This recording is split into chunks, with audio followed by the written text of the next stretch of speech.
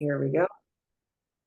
I would love to know where all of you are joining us from today because as I was just saying, we typically reserve our workshops for 10th House members only. So today is really special. We're opening up a workshop to our entire community. So we have people joining us who have never joined us before.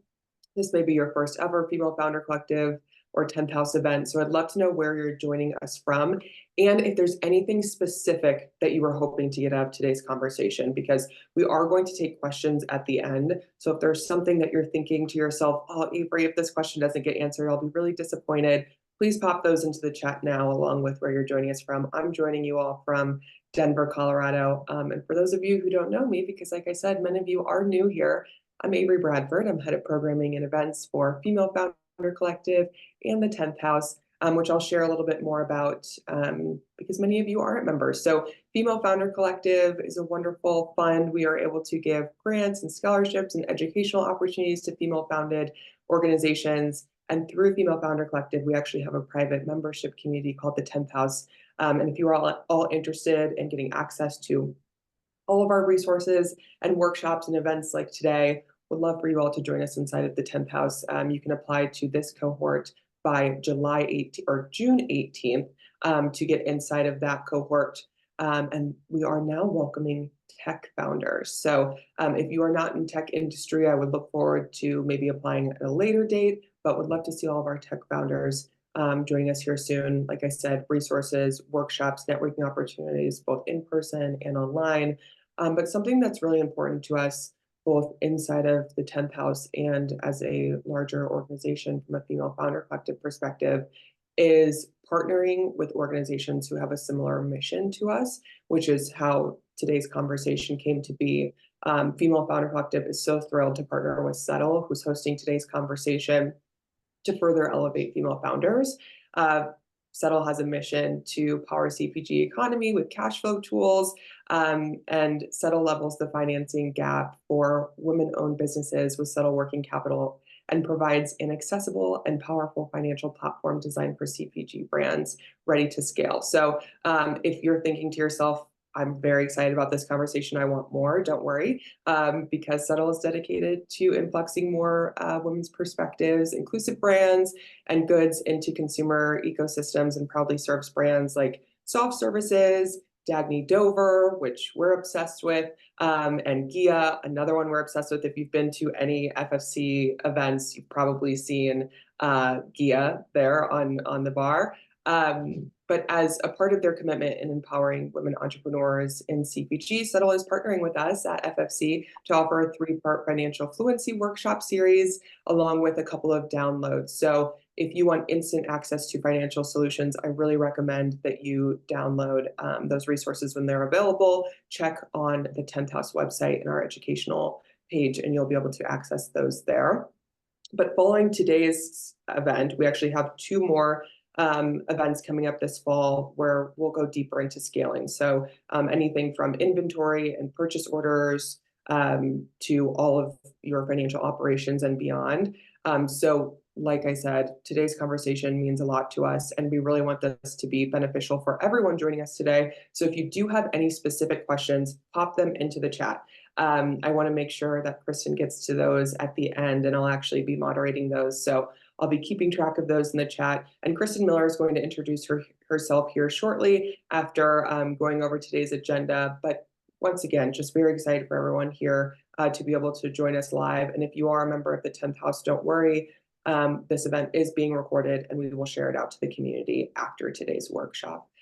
So without further ado, I'm going to pass it over to Kristin and start monitoring the chat to get all of your questions secured. So Kristin, I'm going to pass it over to you. Awesome. Well, thank you for that, Avery. Yes, as Avery shared, we are very excited that you're here today. So we're going to jump right in. Now, I want to be really clear and upfront about what I'm going to deliver and talk about today. This presentation will not be about how to manage your specific cash flow. Now, assuming that your growth is at a point where cash flow management is sensitive and needed, which we will talk about, you should really hire a professional for cash flow management itself, because there are a lot of variables to consider. Several of these variables will be covered today, and it will become more clear why a professional is best fit for this. We're going to dive into variables, which we'll refer to as building blocks, that contribute to your everyday cash flow. We'll talk about how to handle these areas to help cash flow management off the bat, establish process and tech for efficiency, and even nurture relationships for growth along the way. All right, so let's jump right in here with cash flow management, the keys to successfully scaling. In a more formalized version, here's our agenda for today. We'll jump into what cash flow management is and why it's important. We'll walk through a visual timeline for a cash flow conversion cycle.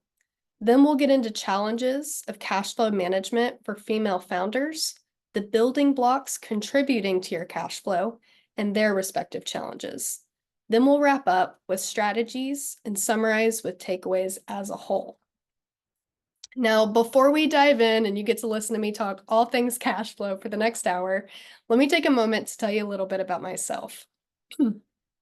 First and foremost, I have a little bit of a cold, so if I sound a little nasally today, I apologize for that. Hopefully we won't get any sneezing fits in the middle here. But my name is Kristin Miller. I live just outside Fort Worth, Texas, and I love my home state. I was born and raised here, where I met my husband, actually working at Texas Motor Speedway, where we each gave tours, sold tickets, and ran the gift shop. We now have two amazing daughters we often take back to the racetrack for events.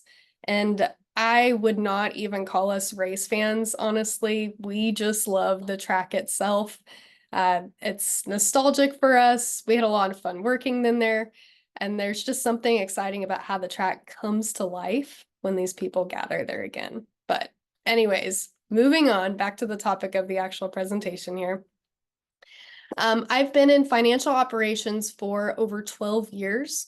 I've worked in several different areas of accounting, from focusing on AP and payroll only up to full cycle and managing a team for month-end close. Most recently, I ran the solutions department for a firm where we plugged in fintech to service areas of financial operations, which helped both external customers and internal accountants with efficiency and quality as a whole. Now, I've stepped into a partner success manager role with Settle, where I work with accounting firms to serve their needs through our bill pay application, which also supports purchase orders, three-way line item matching, and working capital. It's a particularly strong solution for this consumer packaged goods industry, but the bill pay itself is what drew me in. There are just some big players out there now in the bill pay world that make things harder than they have to be sometimes, and Settle just doesn't do that. It's easy to use, it's intuitive, and it's cost effective. I also have an LLC of my own that I run projects through on the side, where I provide consulting, help with system migrations, and set up financial operations solutions from scratch. So think of bill pay, invoicing, payroll, things of that matter. Regardless of the role I've been in, process and tech have always been consistent themes to drive growth. Although I will say I'm fairly burnt out on the accounting pieces themselves, I still see growth opportunities for the accounting industry and the businesses they serve. That's what gets me pumped. Helping others utilize financial operations to grow their business, themselves, their team, customers, vendors, you name it. And that's largely why I'm here today. So let's jump in. What is cash flow management? Cash flow management is the process of tracking, analyzing, and optimizing the amount of cash inflows and outflows, ultimately to ensure liquidity and financial stability. So let's break this definition down to the tracking, analyzing, and optimizing pieces. In order to track financials, you have to have this information entered somewhere first. So it'd be in your books or your accounting software. This tracking is the data entry and posting to the books, utilizing process and tech along the way. You can think of analyzing as your reporting. Your data is posted to the books, so now you need to be able to report upon it as a whole for understanding of the data, trends, and relationships. While you can technically do the reporting on your own, that doesn't mean the reports are necessarily right. So to ensure validity of your reports, it's really important, excuse me, that a professional is closing your books at the end of the month. This means they're reconciling accounts, so adding financial data that may have originally been missed or removing pieces that were entered incorrectly. If your books are on an accrual basis, then you need journal entries, essentially to align transaction timing as well, or your reports can be misleading. Optimizing is where the understanding of not only your process and data is important, but also industry trends, economics, and even regulations are important. This is where the need for a professional comes in. The needs and complexity of cash flow management itself varies greatly from business to business based on the industry, accounting methods, team size, processes, workflows, tech stack, and so much more. Talking about the process of cash flow management itself would get very complicated very quickly, and that's why I highly recommend you have a professional in place for this piece. This professional could be an in-house accountant, a third-party accounting firm, CPA, or even a fractional CFO. Whoever it is, it needs to be someone with an accounting background who's very in touch with your financials, your trends, your team, and your processes. So why is cash flow management important? Why are we even talking about it today? In short, cash is queen.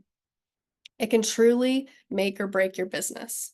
In the definition, we talk about how the goal is to ensure liquidity and financial stability. Liquidity being the ability to meet payable obligations, like paying vendors, paying your employees, or other operational expenses. This is basically keeping the lights on for your business. Financial stability refers to how a business operates in a predictable, reliable manner without major disruptions.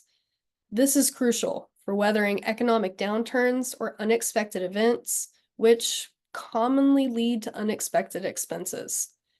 This financial stability is what allows your business to grow, so you can hire more people, buy more supplies, or maybe purchase equipment or tech to improve the rate at which you conduct business.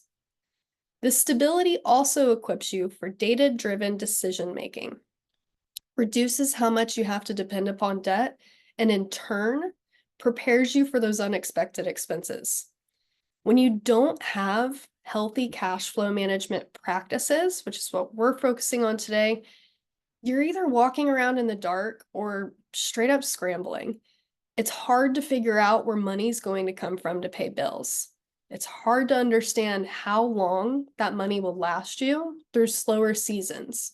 Or better yet, so you can set effective sales goals to know what you need to bring in revenue-wise to not just offset those expenses, but still profit for growth as a whole. Without cash flow management practices, it can be hard to understand where your true profitability comes from, making it even more difficult to make educated decisions, much less share that information with your investors.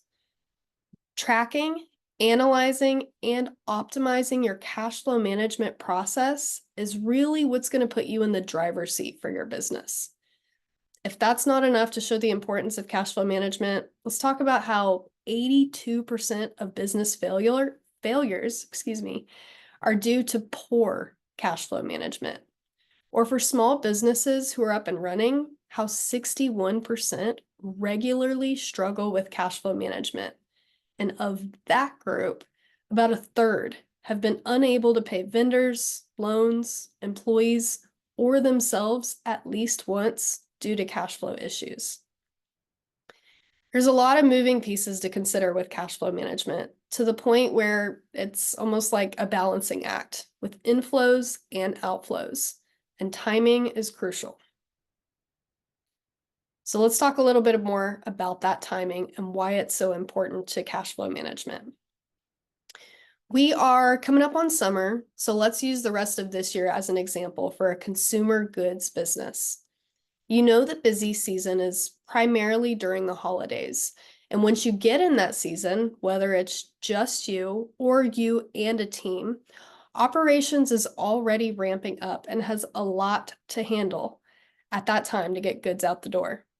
That means you won't be able to focus as much on preparation of these goods. So think about having them in-house as inventory ready to sell. Procurement needs to be done in advance to ensure you have the goods to last through peak seasons. If manufacturing has to be done for your goods, there's another layer of timing and expenses to work into the equation.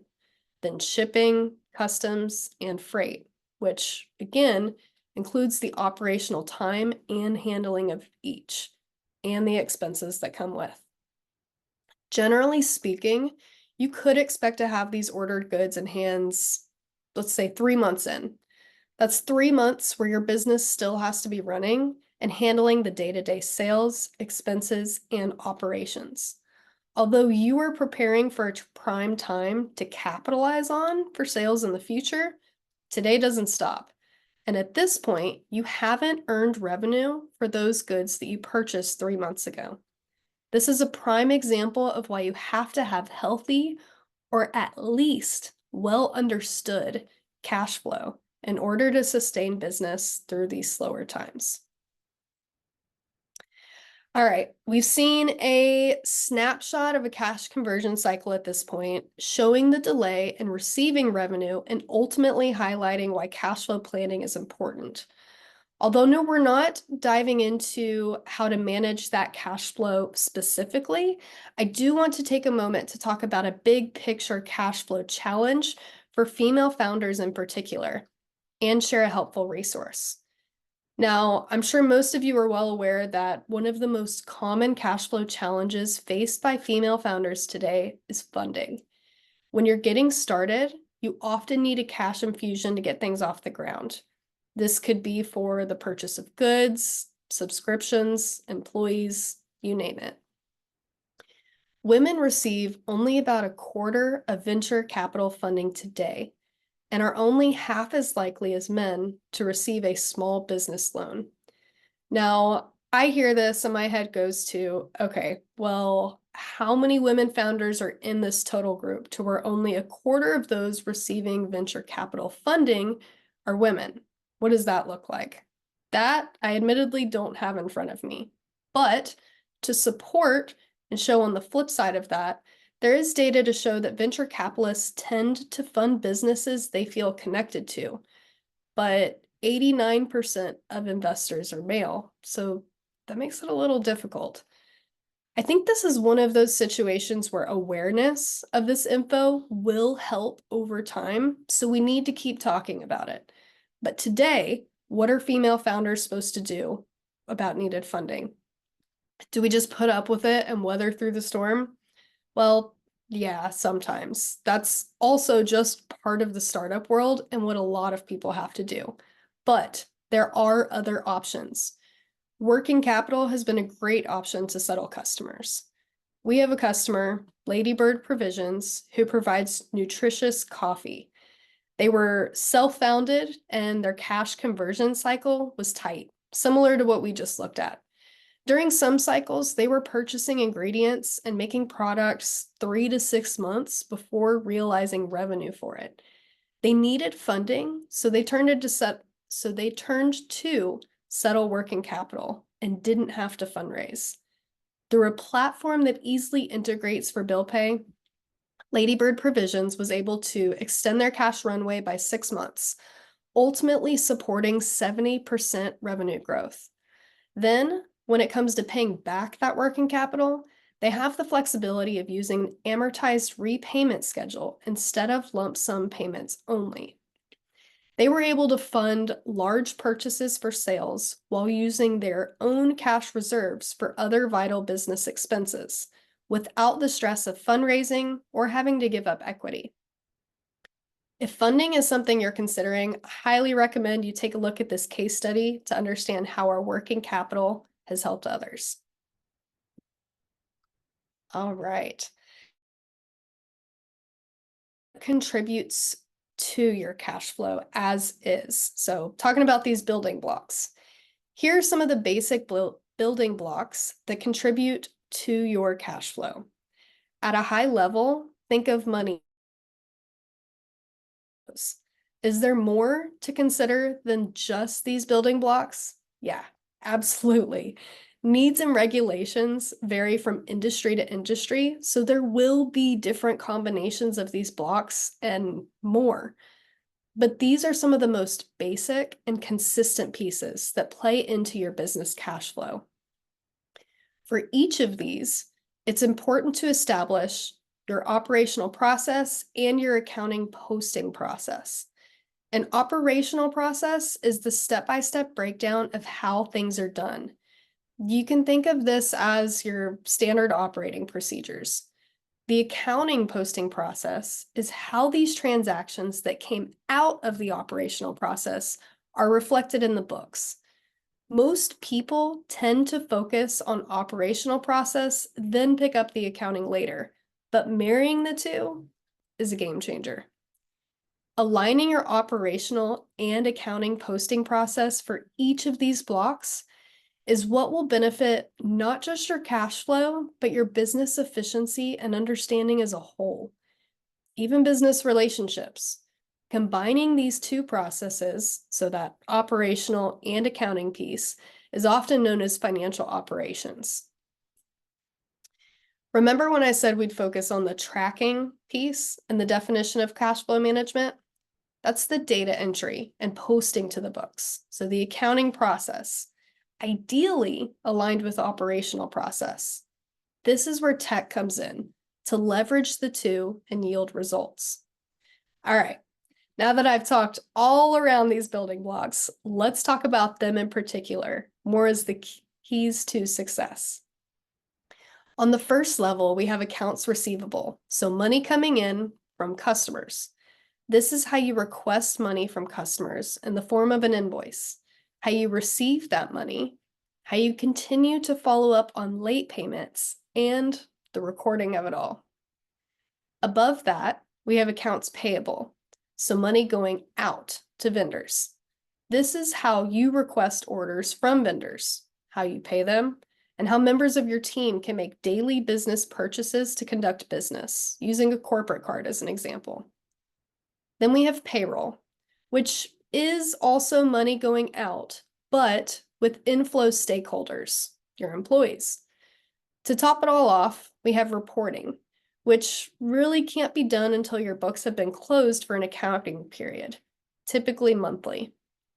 Now, I see each of these as an opportunity to combine operational process and accounting process using tech to streamline and even nurture those respective relationships by improving their experience with you through ease and insight offered by the tech that's in place. Does that mean you need a different piece of tech in place for each one of these blocks? No. There's a lot of awesome fintech out there now that will address a handful of these within one fintech solution. Now, I'm not saying there's a one-size-fits-all. That sounds dreamy, but you can definitely batch some of these together. And if you have an accounting professional in place to help you manage your cash flow as a whole, specifically one who's working remotely, which typically indicates they're tech savvy, then I'm sure they have fintech recommendations as well. They often get better deals on these subscriptions and processing rates too. So I'd actually recommend that you partner with them wherever possible to utilize fintech for these areas. On the next slide, we're going to talk about common challenges to each of these blocks and strategies to address. But I want to call out the fact that I intentionally left reporting out of this, because this is something I'd recommend you have a professional for. Does that mean every single one of you needs to have an accountant doing your daily bookkeeping, your reconciliations, your month-end close, and cash flow management as a whole? Even those of you who might be a one-man show right now? No, not at all. It sounds great though, doesn't it? So does money growing on trees, but that's just not how things work. I realize this isn't feasible for everyone, and that's why we're talking about building blocks to help cash flow along the way, focusing on accounts receivable, accounts payable, and payroll. For those of you that have cash inflows and outflows, for those of you that have more cash inflows and outflows than you can keep up with, you're probably on an accrual accounting method, in which case a month-end close is more fitting to be done by an accountant. But if you have a general grasp on your inflows and outflows, have pretty clean processes in place, and know how your money typically moves, then I would be willing to bet that you're on cash basis accounting method, and you may not need an accountant yet. Now, it's not that black and white, and it is common for businesses to outgrow cash basis and need to move to accrual basis. So if you're questioning this, that's your sign to, even just at bare minimum, explore and talk to an accounting professional. All right, here comes the fun. Let's talk about the challenges surrounding these cash flow building blocks. Then we'll get into strategies to approach and solve for each. But more than just solving the surface level challenge at hand, we'll talk about how to put well-rounded solutions in place for your business within goals of, yes, helping positively contribute to your cash flow, but also utilizing tech and process for consistent quality and efficiency, and providing a better experience for the business relationships at hand. So what kind of problems are common with accounts receivable? Inconsistent sales and cash flow. As if seasonality and marketing efforts weren't enough on their own, in the world of financial operations, there's also late payments that disrupt expected cash inflows that you might be hoping for based on sales. Then there's credit risk management. So extending credit to unreliable customers, potentially increasing a bad debt expense to collect. Then the actual manual collections process itself. This typically includes inefficient follow-ups, backtracking, and overall higher administrative costs.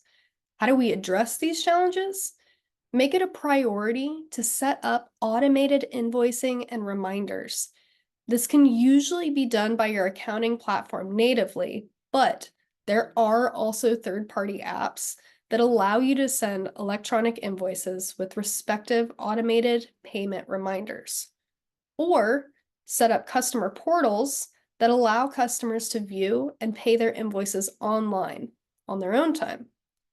This gives them visibility into payment status and the ability to self-serve, increasing your own efficiency and building trust through a better customer experience. This one can be tougher, but if possible, set up credit scoring upfront to screen clients you're considering giving net terms to. This mitigates risk by evaluating customer credit worthiness before extending those terms and potentially being on the hook to chase down those funds later. Then we have cash application automation. This one has been tougher to solve for in the past, but seems to be getting easier to find a fintech system for, as AI is being embedded left and right. This cash application automation is using AI to match payments to invoices quickly once they hit the books. This allows you to more easily keep customer balances straight and break down deposits with respective fees. All right, now let's jump into accounts payable. Common challenges to accounts payable include, first and foremost, bill processing delays. This is the manual handling of bills that can more easily lead to errors and delays in approvals to get payments out the door and into the hands of your vendors. If you are still receiving physical paper bills by mail, I'm coming for you on this one when we talk about the solution. I mean that in a tough love kind of way. We'll come back to this. Another challenge is truly optimizing your cash flow by balancing early payment discounts wherever possible. But don't forget about the balancing act of cash flow itself. This one's tough and has to be balanced with maintaining sufficient cash reserves for required expenses. For what it's worth, I don't think this one is easily achieved without having a granular grasp on your cash flow management, ideally with an accounting professional in your corner. Then we have supplier relationships as a whole. When you have delayed or late payments to a supplier who has little to no insight into the status or history, then it can damage your supplier relationships, making it harder to manage future operations. To address the bulk of these challenges, I recommend you start with a cloud-based bill pay system, which is why I'm coming after those of you who are still receiving checks by snail mail. In reality, I kid. I realize sometimes it's more important to get things moving roughly than not at all. So it is what it is. But if you are receiving bills by snail mail, this is your sign to request your vendors electronically email you bills from now on. I recommend you set up one dedicated email address to receive bills only. It's standard for bill pay systems to include an inbox with a dedicated email address. So everything that hits your bill's inbox, you can set up an automatic forwarding rule to send all bills to your bill pay platform. This move empowers your accounts payable with process and tech. Again, I personally think Settle's a great solution for this bill pay use. Before I joined the Settle team, their application was my go-to recommendation for clients who needed an easy solve for AP. It's intuitively easy to use, it's easy to train upon, it integrates to the books seamlessly with an automatic two-way sync. The support and team has been incredibly responsive and helpful in my experience, and it's less expensive versus other bill pay applications I've seen. In the seat I'm sitting in now, yes, of course I'm biased. But even before then, the move to Settle has always been a no-brainer to me.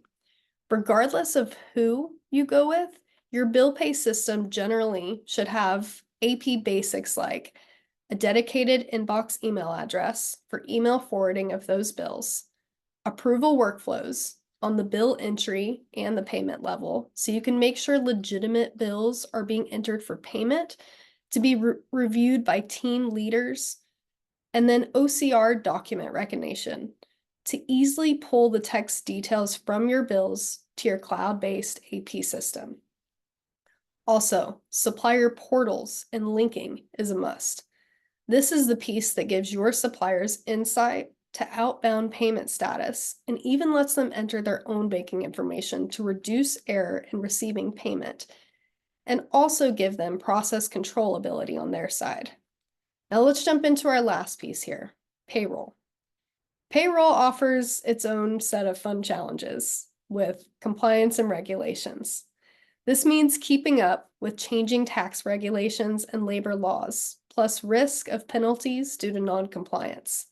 There's also cash flow timing, which generally refers to the frequency at which you process payroll and issue payments to your employees. Misalignment between pay periods and incoming cash flows can strain cash flow when receivables are delayed. This one isn't really flexible when it comes to timing, as you have to set a standard payroll frequency. So weekly, bi-weekly, monthly. So it's important you understand your cash flow up front or cash flow trends for your industry at minimum, so you can align as early as possible.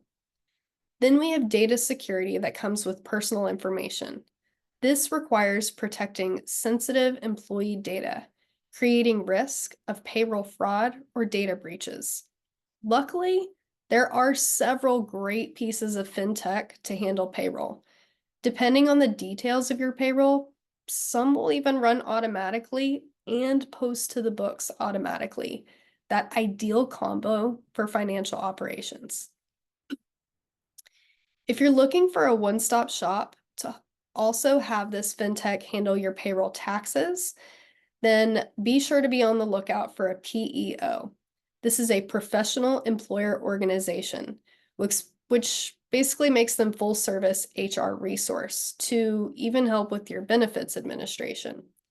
Compliance tools and communication, direct deposit processing, and data security are all very common staples among these PEO systems. All right, now that we've talked through these building blocks and how to generally approach solving for each, let's look at some common themes, which shouldn't be anything new to us by this point. We've got operational and accounting needs coming in to create these challenges, then are driving the process through tech to provide solutions, where the end goal is a consolidated process, maybe even automated altogether, to both yield efficiency and quality data posting to the books, speeding up the movement of money and empowering your cash flow insights. Then we have the relationships that are affected in each piece: AR with customers, AP with vendors, and payroll for employees. Plugging in effective tech is also building better experiences for each of these relationship types and empowering them with knowledge to build trust and overall partnership for future interactions. All right. So to wrap up here, we're just going to go over summarizing points. We've got 4 major takeaways, which is utilizing the technology and process, so offering automation and strategic opportunities to better manage your cash flow and nurture relationships. Then we've got basic building blocks of cash flow management to focus on. This is our accounts receivable, accounts payable, and payroll. Then we have month-end close and reporting for beginning to analyze cash flow management. And again, if you're at a point where your cash basis, you understand your cash inflows and outflows, how your money is generally moving, and the processes that go with it, you may not necessarily be at a point where you have to have an accounting professional for this piece, but it definitely helps. And if you are accrual based or any of those pieces mentioned before, having a grasp on your processes, how your money's moving, whatnot, if you're unsure of any of those, I recommend you just at bare minimum, have a conversation with an accounting professional. And then our 4th point here, wrap up, is a professional should build upon that analyzing. So that's where they're coming in for the cash flow management, to really dive in deeper to understand your financials, your trends, and plan for the future so you can truly utilize cash flow management. And with that, I am going to hand this back over to Avery so she can moderate the questions that might have come in. Amazing. Thank you so much, Kristin. That was fabulous. I'm really excited to take your questions. So we had over 300 people RSVP for today's event, which means we had a ton of questions come in because you all had the opportunity to submit your questions ahead of time. So I'm going to go through those as well as ones that come in live. So if there was anything that was discussed today and you're thinking, how does that apply to maybe my industry or my brand or the stage that I'm in, you can ask those questions. If not, I'm going to go ahead and go into the ones that you all sent in ahead of time. So one that Samantha sent in today is, where can we find the Ladybird case study you shared? Is that public at all? It is. So actually, Avery, are we going to be sending out the slide deck afterwards? We can, yeah. We'll share out the recording and we can add the slide deck to that as well. That Oh, would and be I see awesome. Sue added a link to the case studies. Yes. Otherwise, if you want to go to Settle's website, and then you'll see resources at the top of our page where you can choose customer stories. And that's where all of our case studies, as well as the one in today's presentation, are listed. Okay, perfect. Thank you.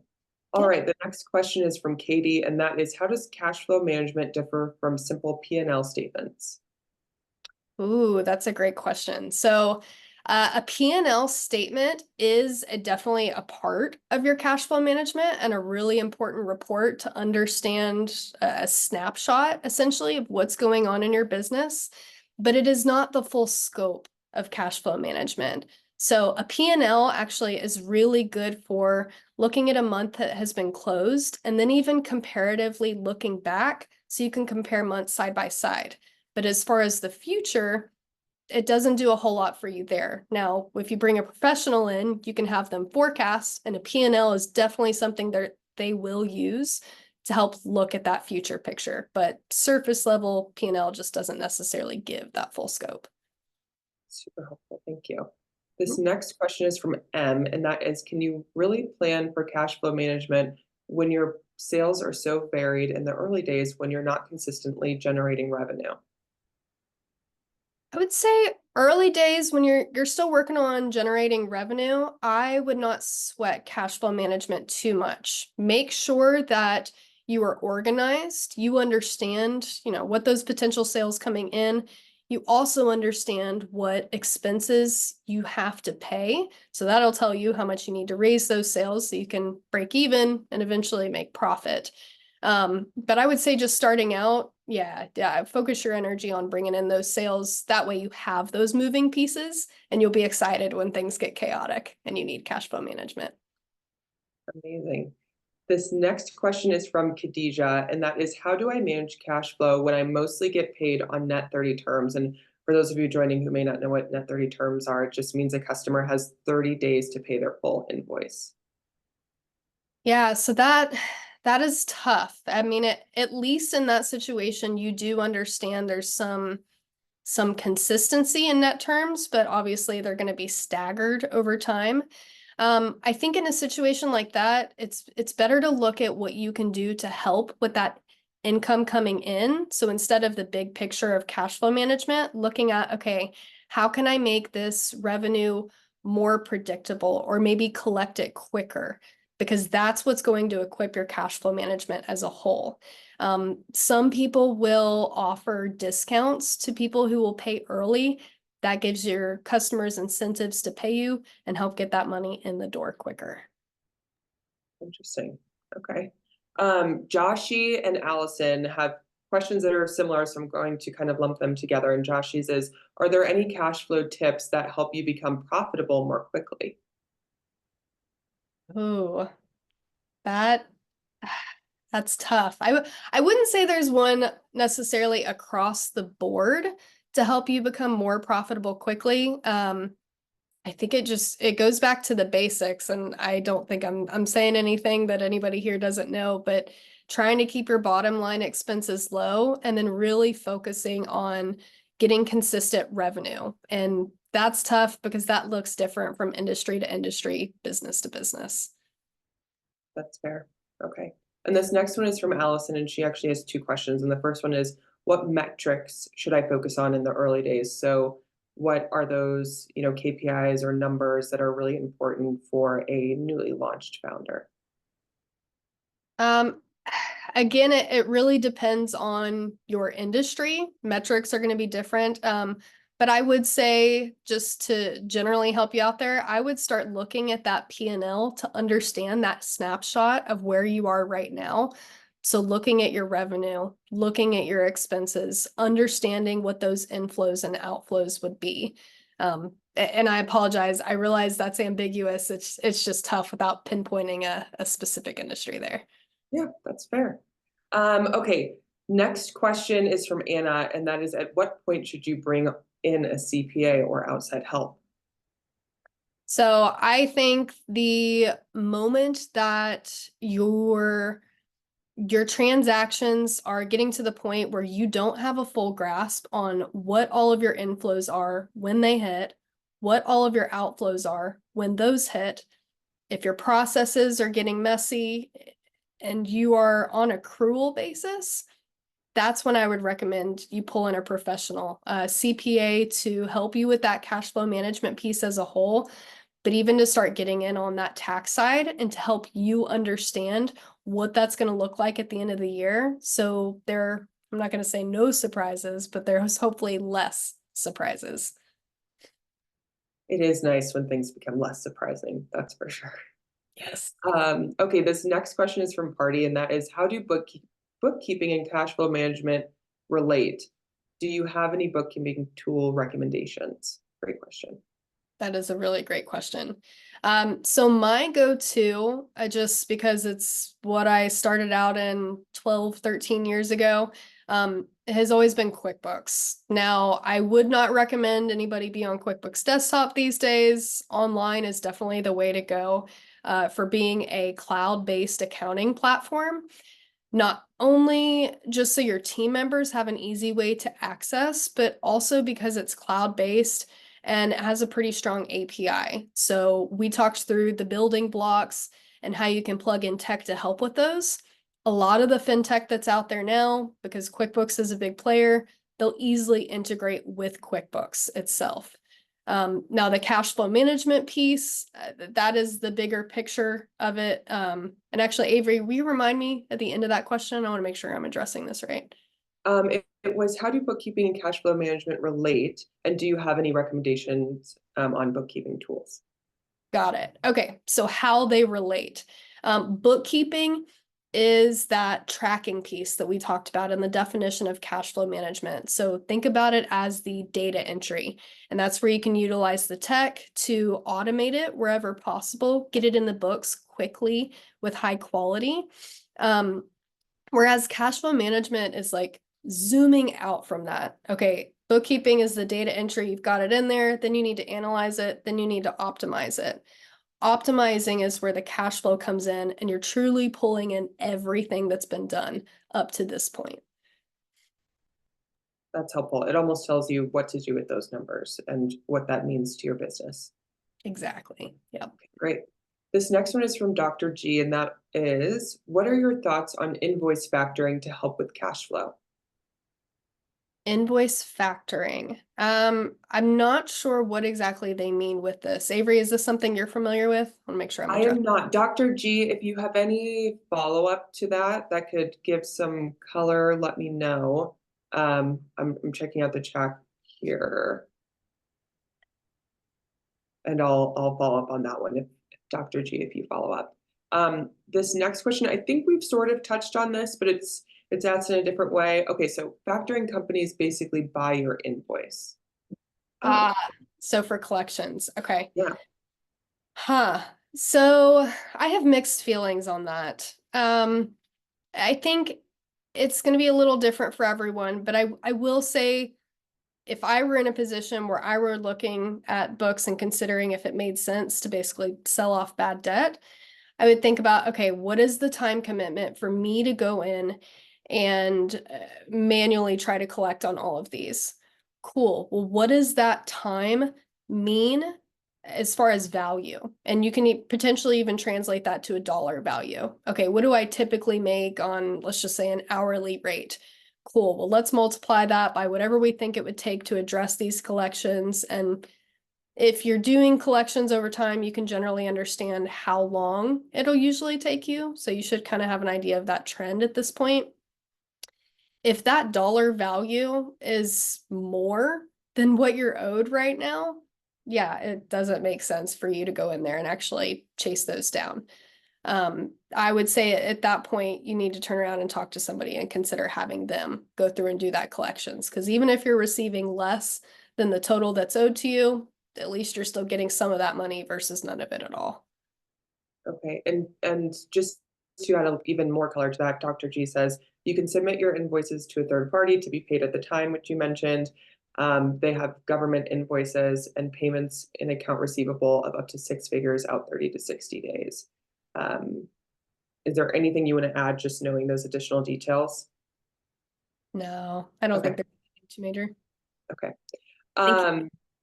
Okay, perfect. This next question is from Sita, and that is, can you anticipate or forecast when your incoming cash will be slow if you properly manage your cash flow? If you have been in business for more than a year, then it's usually easier to do that. But without the history, it's going to be pretty hard because you won't have your specific trends in place. Now, if you have been in business for less than a year and you're still trying to get some type of insight to that, I would say do research on your specific industry so that you can at least get some big picture ideas of trends and just understand that you may have some variances getting started there. Okay. This next question is, how do you prioritize your expenses? What should be paid first versus what are things you should save or wait on? Oh, that's a really great question. I think it is very important to understand what keeps the lights on for your business? What are those bare minimum expenses that you have to pay? Maybe it is your utility to quite literally keep the lights on for your business. Or maybe it's a liability insurance that you need to pay. I think it's really important to ask yourself what these priorities are, and then start to look at areas where you might have more flexible spending. And I say that thinking about something like utilizing working capital, um, utilizing but not abusing vendor relationships. And I say that that absolutely comes with you needing to come in and be very upfront and communicate. So let's say your cash flow's tight, you've got a big bill to one supplier, and you've already paid all of the necessary expenses in your business. So hitting those priorities to basically keep the lights on for your business. If you know you have a really good relationship with the supplier, it can be good to step forward and be a little transparent with them and just say, hey, look, we're kind of in a tough season right now. Sales have slowed down. I wouldn't make a huge thing out of it. But if there's any way we can have some wiggle room on our terms, that would be really helpful to our team. Maybe you could even throw in there how it'll help you now so that you can purchase more from them in the future. But I think it's just a matter of looking at those priorities and maybe where you can utilize good existing relationships. That's very good advice. And we had another question come in that was very similar to that Christina piece. So hopefully that answered your question. And just as a recap, today's conversation is part one in the three-part financial fluency workshop series. So if you have questions about inventory or purchase orders, or the power of alternative funding, things outside of venture capital, please keep an eye on your inboxes because we do have two more workshops in addition to two downloadable resources. So we are putting together as much as we can for you to be profitable as quickly as possible and as long as possible. Just alluding to some of the questions that we got today. But Kristin, thank you so much for joining us. And if you all do have any questions or want to learn more about Settle, I popped a link into the chat and I can go ahead and pop that back in there. And then this event is being recorded. I'll send out a replay later this week.